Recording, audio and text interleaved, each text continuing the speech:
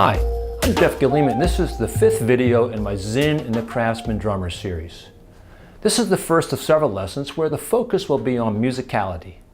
This lesson is about phrasing. We'll discuss short and long note sticking choices and identifying the phrase itself.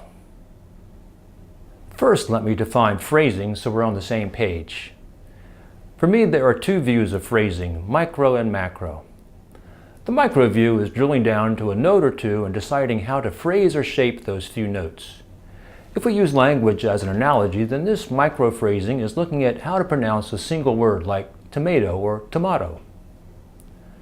The macro view is looking at larger groups of notes. In language, this would be the short pauses for commas, like this one, or the longer pauses between sentences, like this one, or the emphasis on a word like or, that's starting a new thought. Here's a simple drum part that I'll play at a moderate tempo on a tenor drum without any phrasing consideration.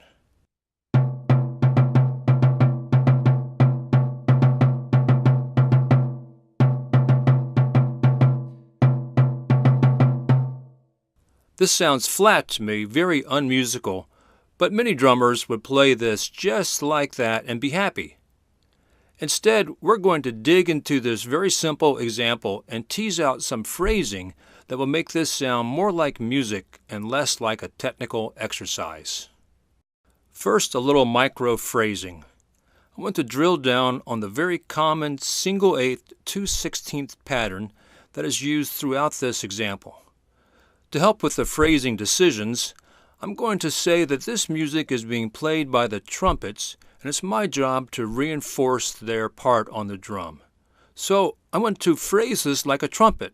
Let me imitate a trumpet as it might play this figure.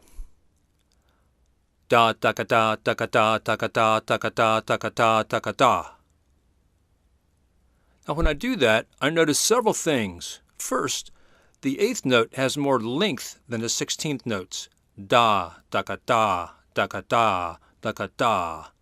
It's long, short, short, long, short, short, long, and not dot, dot, dot, dot, dot, dot, dot, dot, dot, dot, short, short, short, short, short, short, short.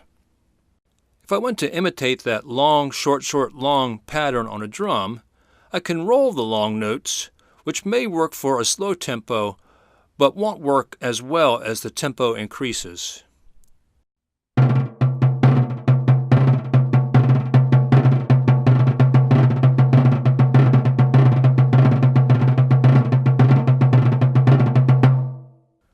The best solution for moderate and faster tempos is to add weight to the long notes. I use the word weight deliberately because it has two important meanings. First, it implies emphasis, a slight accent.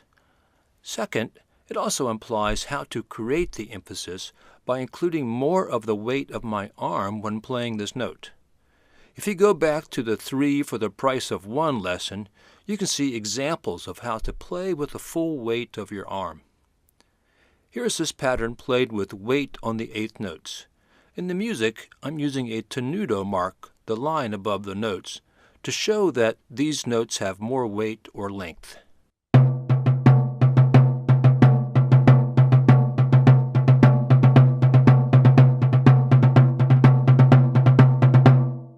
This sounds better, but something is still not quite right, and I think the issue may be my hand-to-hand sticking.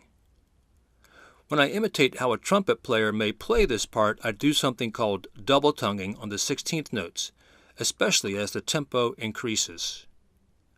Da, da ka da, da ka da, da ka da, da ka da, da ka da, da ka da, da ka da, da ka da, da ka da, da ka da, da ka da, da ka da.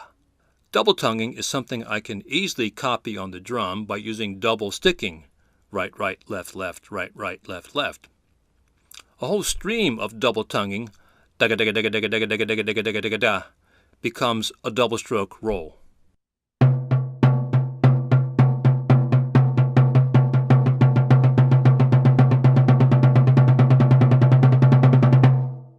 So now, back to the 8th to 16th rhythm. I played it before using alternate sticking hand to hand. If I now use double sticking on the 16th along with the weight on the 8th note, I end up with a sound that I like.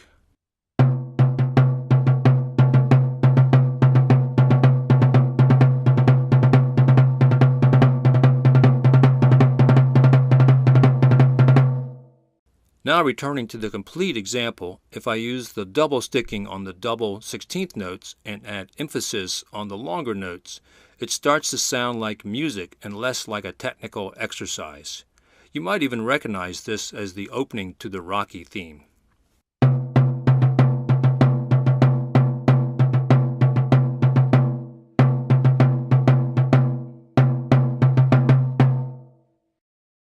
So by paying close attention to how the trumpet player might play this passage, it moved from a series of notes to a piece of music.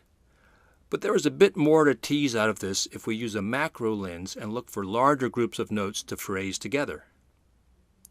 The first thing to note is that this entire passage is an example of a 4-bar phrase, something very common in the music most of us play.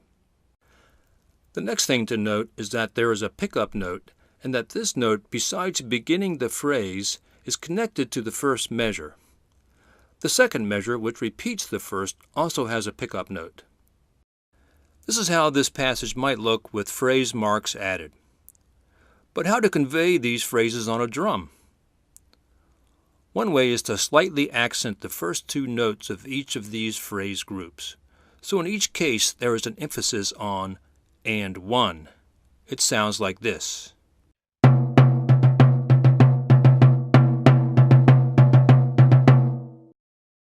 The last 2 measures are different than the first and different from each other, so I would group them together in their own subgroup, different than the first 2 measures. But how to convey this grouping on a drum? Well, I would add a slight accent on the first note, the beginning note of the group, and the last note, being the last note and being syncopated. This is how this sounds.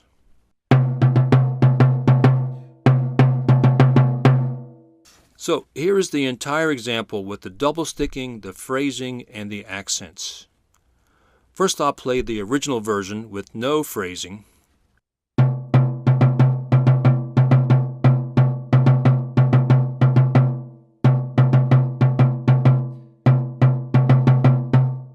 Now the entire phrase with all of the phrasing enhancements.